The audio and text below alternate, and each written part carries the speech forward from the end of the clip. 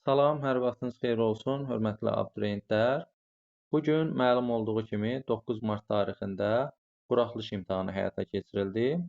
Belə ki, siz bu videodan istifadə edərək rahatlıqla, tam dəqiqliklə öz buraxılış balınızı hesablaya bilərsiniz.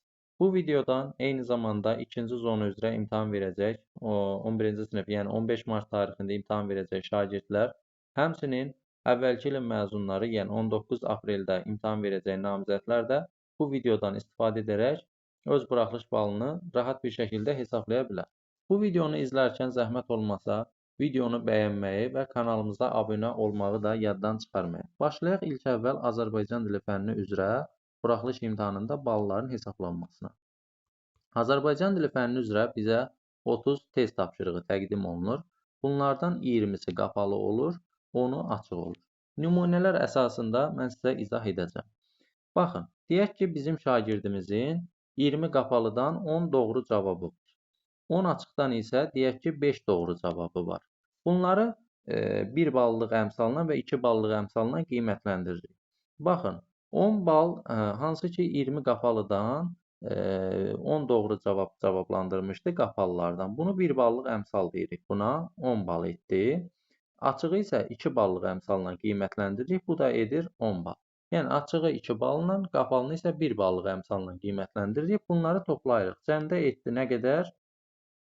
20 bal. Yəni bunları toplayırıq. Yəni burada sizin 20 doğru cavabınız da ola bilər, 10 doğru cavabınız da ola bilər maksimum.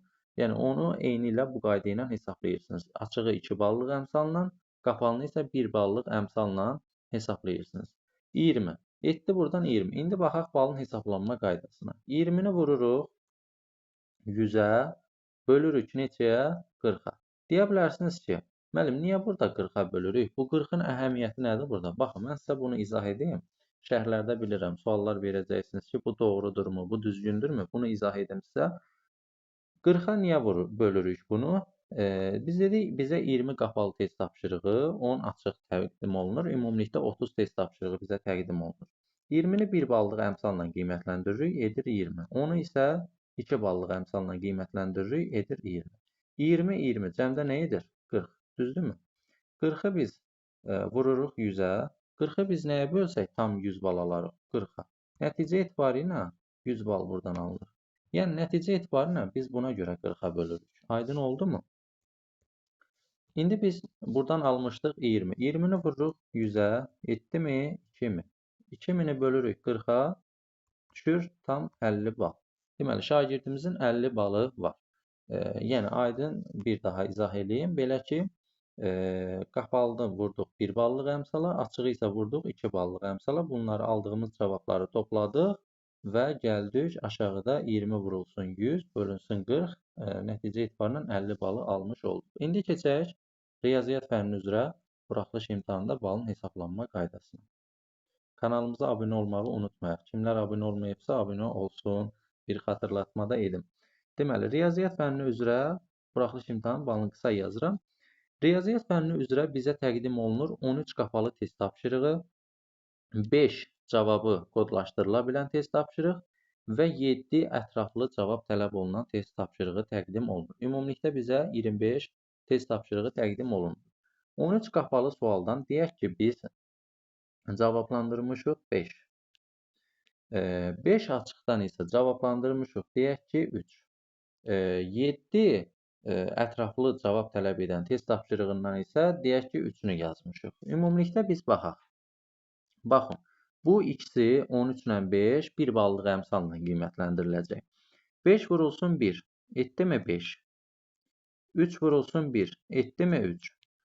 Amma cavabı ətraflı tələb olunan həmən bu 7 tapşırıq nümunəsini biz 2 ballıq əmsalla qiymətləndirəcəyik. 3 vurulsun 2.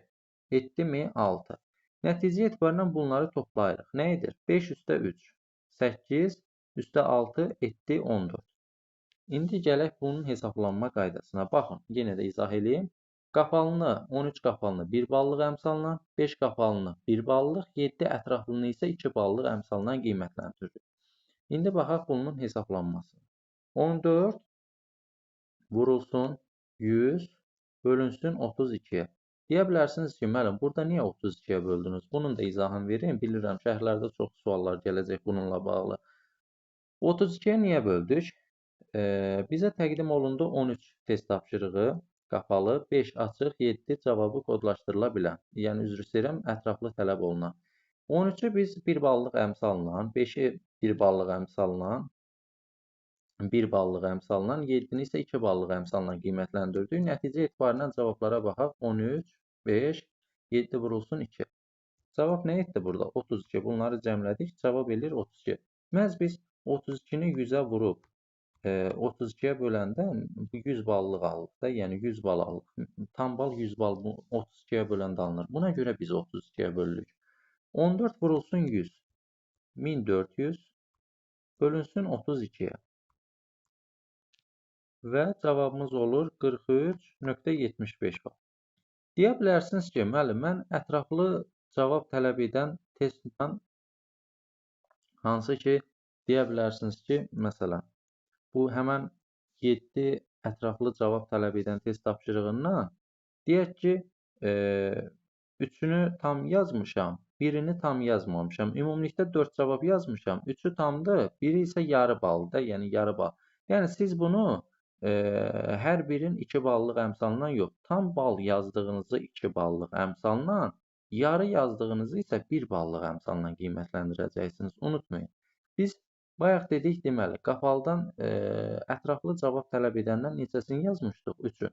Əgər biz hər 3-ünü də tam şəkildə yazmışıqsa, biz 2 ballıq əmsalla qiymətləndiririk. Yox, əgər onun ikisini tam, birini yarı yazmışıqsa, həmən o 1 olanı 1 ballıq əmsalla qiymətləndirəcək. Ümid edirəm ki, aydın oldu. İndi isə keçək xarici dil fənni üzrə balın hesablanması qaydasına. Bizə təqdim olunur xarici dil fənni üzrə, deyək ki, ingilis dili fənni üzrə bizə təqdim olunur 23 qapalı test tapşırığı, 7 açıq test tapşırığı, ümumilikdə 30 test tapşırığı təqdim olundu. 23-dən deyək ki, biz cavablandırmışıq neçəsin? 10-u. 7 açıqdan isə cavablandırmışıq, deyək ki, 5-ni.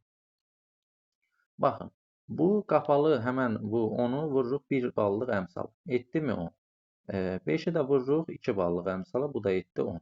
2 ballıq, unutmayın, açıq 2 ballıq əmsalla, qapalı 1 ballıq əmsalla. Bunları cəmləyirik, etdimi 20?